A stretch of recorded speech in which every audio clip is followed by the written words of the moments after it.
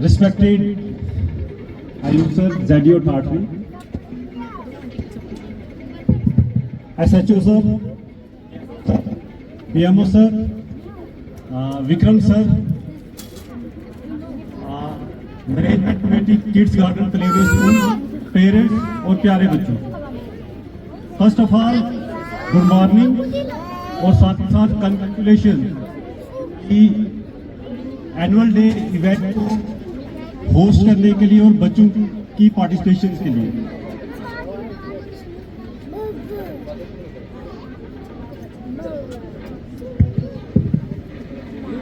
अब मुझे यहाँ पे कुछ बोलने के लिए कहा गया, तो मैं भी चाहूंगा कि कुछ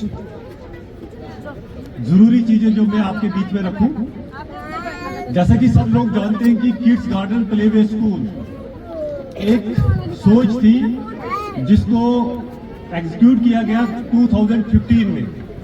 एक प्लेवे का कंसेप्ट ठाठी में दिया गया कि बच्चे को प्लेवे कंसेप्ट से ग्रो किया जाए। अब मेन मकसद यही था उसका कि बच्चा बहुत टफ होता है पेरेंट्स के लिए, जो फर्स्ट स्कूलिंग होती पेरेंट्स के बच्चे के लिए। तो एज ए पेरेंट मैं आपके साथ शेयर करूं, ये सबके जिंदगी में बहुत इंपॉर्टेंट डे होता है। एक डिसीजन लेना है अपने बच्चे के लिए और अपने से जुदा करना है। जिस बच्चे को 3 साल पेरेंट्स अपने दिल के साथ, दिल के करीब रखते हैं और अचानक एक फैसला लेना होता है कि उसको किसी के हवाले करके आना है, वो बहुत मेरे हिसाब से इमोशनल पार्ट होता पेरेंट के लिए। तो स्कूल की सोच थी कि हम एक ऐसा इन्वायरमेंट क्रिएट करें जहां पे बच्चे को फील ना हो कि मैं घर में हूं कि स्कूल में। घर का ही इन्वायरमेंट स्कूल में दिया जाए ताकि वो जो स्ट्रेस पेरेंट्स पे भी रहती है और उसी स्ट्रेस को हम बच्चे में भी देखते हैं। और बच्चा, हर स्कूल की कहानी है कि बच्चा फर्स्ट मंथ पढ़ता कुछ नहीं है, सिर्फ रोता है। उन सब चीजों को मद्देनजर रखते हुए एक कंसेप्ट दिया गया कि हम उस स्ट्रेस को कैसे रिलीज करें। तो उसी थॉट को लेते हुए स्कूल ओपन किया गया और मेन मकसद था कि छोटे बच्चे के लिए वर्क किया जाए। अब मैं यहाँ पे थोड़ा सा पेरेंट्स का भी ध्यान चाहूंगा कि छोटा बच्चा क्यों, क्योंकि जो मेरे 15-16 साल का एक्सपीरियंस है टीचिंग का, तो मेरे जब भी ये सर्वे किया तो पेरेंट्स बहुत कीन होते हैं अपने बच्चों के लिए जो बच्चे हायर क्लासेस में होते हैं। खास करके जब बच्चा 8, 9, 10, 11, 12 के स्टैंडर्ड में होता है, पेरेंट बहुत एक क्रूशियल स्टेज होती है पेरेंट्स के लिए, बहुत कीन होते हैं अपने बच्चे की स्टडीज के लिए। लेकिन मेजोरिटी में अगर हम पेरेंट्स को देखें कि जो ये छोटे बच्चे होते हैं वहां पे पेरेंट्स रिलैक्स्ड होते हैं कि अभी हमारे बच्चे छोटे हैं, अभी देखेंगे।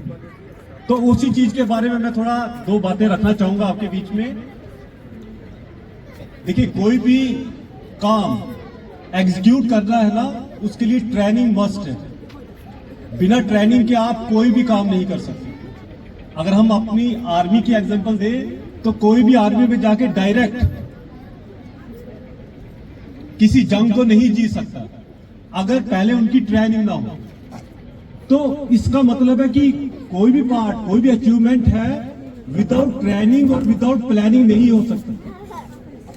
तो पेरेंट्स को मैं कहना चाहूंगा कि जो ये प्राइमरी और प्री प्राइमरी की क्लासेस है ना, ये ट्रेनिंग है।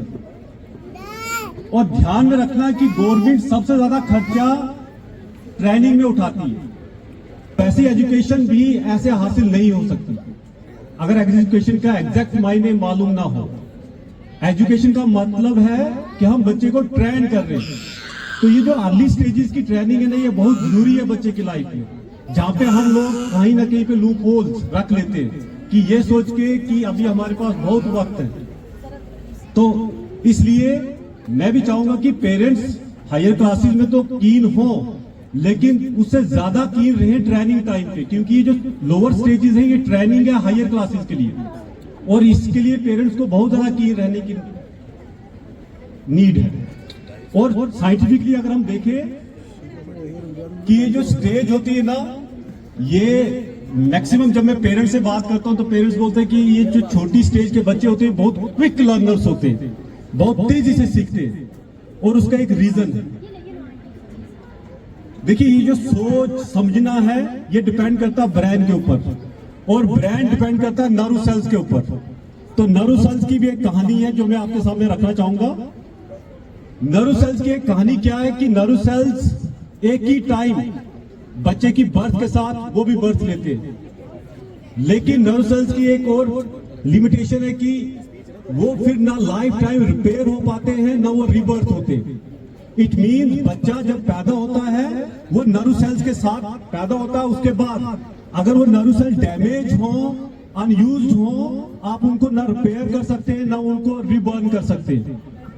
तो इसलिए जब बच्चा पैदा होता है तो मिलियंस ऑफ नर्व सेल्स के साथ पैदा होता है, और फिर पैदा होने के बाद वो अर्ली 5 इयर्स की एज तक मैक्सिमम नर्व सेल्स का इस्तेमाल करना शुरू कर देता है। अब वो डिपेंड करता है कि उसके नर्व सेल्स स्कूल पेरेंट्स किस तरीके से यूज करते हैं। और सच्चाई ये है कि 5-6 साल तक जितने नर्व सेल्स आप इस्तेमाल करेंगे वो आपके लाइफ टाइम तक रहेंगे, और जिनका इस्तेमाल नहीं होगा वो आस्ता आस्ता रिडक्शन होनी शुरू हो जाएगी, और जिससे बच्चे का एक आईक्यू, एक ब्रेन कैपेबिलिटी सेटअप होती है। इसलिए हम सबके दिमाग का जो सोचना है ना वो अपना अपना है। तो मेजॉरिटी में जो एजुकेशन लोअर स्टैंडर्ड की है वो है डाइवर्जेंट। अब डाइवर्जेंट का मतलब होता है कि बच्चे को डिफरेंट डायमेंशंस प्रोवाइड करिए ताकि उसका ब्रेन डिफरेंट डाइवर्जेंट या डायरेक्शंस में इस्तेमाल हो। जितना ज्यादा डायरेक्शन में इस्तेमाल होगा उतने नर्व सेल्स उसके पास रहेंगे। लेकिन मेजॉरिटी में, अब मैं स्कूलों के बारे में तो नहीं कहना चाहूंगा क्योंकि एज ए स्कूली हूं, लेकिन मेजॉरिटी में स्कूल्स की भी थॉट प्रोसेस यही रहता है कि आजकल की जो एजुकेशन का जो मैं समझ पाता हूं, रटना और रटाना। स्कूल में क्या पढ़ाया गया, पेरेंट्स का प्रेशर है घर में, जो पढ़ाया उसको रटिए। और ये मैं बता दूं आपको, ये रटना रटाना जो है ना, ये एजुकेशन का 20 या 25% भी नहीं एजुकेशन है। इससे आपका बच्चा कामयाब नहीं हो सकता। तो मैंने कि आप अपने बच्चे के ब्रेन के दरवाजे डिफरेंट डायमेंशन में ओपन करिए। जितने डायमेंशन में बिजी रखेंगे उतनी उसकी कैपेबिलिटी, उसकी लर्निंग पावर्स डेवलप हो पाएंगी। तो इसलिए मेजॉरिटी में जो प्री प्राइमरी और प्राइमरी की एजुकेशन है ना, वो है हैबिट फार्मिंग। हैबिट्स डेवलप करनी बच्चे की, आदतें। क्योंकि एक चीज मिस कर लेते हैं हम, एकर फिलॉसफिकल बोर्ड तो है कि हमारे बच्चों के संस्कार, सब लोग बोलते हैं कि संस्कार अच्छे होंगे बच्चा हमेशा बेहतर रहेगा, लेकिन वो संस्कार देने कब है उसको हम ध्यान में नहीं रखते। तो ये जो हैबिट फार्मिंग है, संस्कार का पार्ट है, मॉरलिटी है, यही इस क्लासेस स्टेज पे सिखाई जाती है बच्चे को। एजुकेशन तो बकाया है अभी उसकी। तो इसलिए हमें अपने बच्चों के साथ, देखिए अब ज्यादा वक्त तो नहीं लूंगा मैं, हमें अपने बच्चों के साथ इस तरीके से रहना चाहिए कि हम उनकी हैबिट्स बेहतर डेवलप कर पाए स्टेज पे, उनकी लर्निंग कैपेबिलिटीज कर पाए, उनके डायमेंशंस ओपन कर पाए, जिससे हमारा बच्चा डाइवर्जेंट फिगर्स को डेवलप कर पाए, डाइवर्जेंट ब्रेन को डेवलप कर पाए। साथ ही साथ आप बच्चों के लिए एक मैसेज देना चाहूंगा। बच्चे, अब बच्चे भी सुन रहे हैं। देखिए बच्चे, 2 टाइप के लर्नर्स होते हैं। एक को हम पैसिव लर्नर कहते हैं और एक को एक्टिव लर्नर कहते हैं। ये थोड़ी बच्चे ध्यान से सुने। पैसिव लर्नर कौन सा बच्चा होता है? जिसको स्कूल में पढ़ाया जाता है, पढ़ता है, टीचर अच्छे तरीके से एक्सप्लेन करता है और बच्चा घर जाके उसी चीज को लर्न करना शुरू कर देता है और लर्न करता है बेहतर तरीके से और अच्छे रैंक्स हासिल कर देता है, टॉपर बन जाता है क्लास में। तो ये जो लर्निंग है ये पैसिव है। ये वाली लर्निंग जो है वो आपको अच्छी नौकरी दे सकती है। आप आईएएस बन सकते हैं, केएएस बन सकते हैं, एक बेहतर जो स्टूडेंट लाइफ हम देखते हैं उस तरीके की लाइफ आप बिता सकते हैं। तो ये पैसिव लर्नर है। एक्टिव लर्नर कौन है? एक्टिव लर्नर है बच्चा स्कूल आता है, पढ़ता है और घर जाके वो दूसरों को पढ़ाता है। स्कूल में आया, टीचर ने टीच किया, सीखा और घर जाके जो सीखा वो दूसरे को अप्लाई कर रहा है। वो बच्चा एक्टिव लर्नर है। वो इस दुनिया में सबसे बड़ा माना जाता है। तो इसलिए बच्चे को दोनों ही क्वालिटीज को एक्वायर करना है। बच्चा पैसिव लर्नर भी बने और साथ ही साथ एक्टिव लर्नर भी बनना चाहिए, क्योंकि एक्टिव लर्नर आपको कभी भी अपनी लाइफ स्किल्स में, अपनी लाइफ में आपको हार का सामना नहीं करना पड़ता। तो इसलिए बच्चे इन चीजों का ध्यान रखें। और दूसरी बात है कि एट लास्ट बहुत से लोग आए हैं, पेरेंट्स भी आए हैं, तो मैं इस एनुअल डे के बारे में थोड़ा सा आपके सामने रखना चाहूंगा कि एनुअल डे का फन क्या है, क्यों सेलिब्रेट किया जाता है। देखिए, अभी मैंने पहली बात की कि डाइवर्जेंट थिंकिंग, बच्चा एक स्ट्रेस इन्वायरमेंट में रहता है पूरे साल क्लास में, जहां पे टीचर लर्निंग, स्टूडेंट लर्निंग का ही इन्वायरमेंट होता है और एक स्ट्रेस होता है सिलेबस का और एग्जामिनेशन का। तो एजुकेशन का मानना है कि जब तक बच्चे की ऑलराउंड डेवलपमेंट ना हो, बच्चा पढ़ नहीं सकता। तो ऑलराउंड डेवलपमेंट का मतलब है कि बच्चा सोसाइटी, बच्चा कम्युनिटी के बारे में भी अवेयर हो। तो सम टाइम ये जो एनुअल डे है, ये बच्चे की कम्युनिटी अवेयरनेस प्रोवाइड करता है, कि कम्युनिटी के बारे में अवेयरनेस प्रोवाइड करता है बच्चे को, और साथ ही साथ एक बेस्ट तरीका है आपके बच्चे को कॉन्फिडेंस बूस्ट करने का।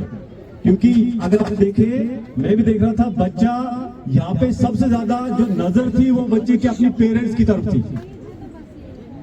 और मैं भी चाहूंगा कि जब बच्चा देखे तो हर एक पेरेंट्स को अपने बच्चों को एक प्राउड मोमेंट प्रोवाइड करनी चाहिए, वो एक एनकरेजिंग मोमेंट प्रोवाइड करनी चाहिए, जिससे आपका बच्चा एक कॉन्फिडेंस लेवल बूस्ट करता है और अपनी लाइफ में उस चीज को अच्छे तरीके से अप्लाई करता है।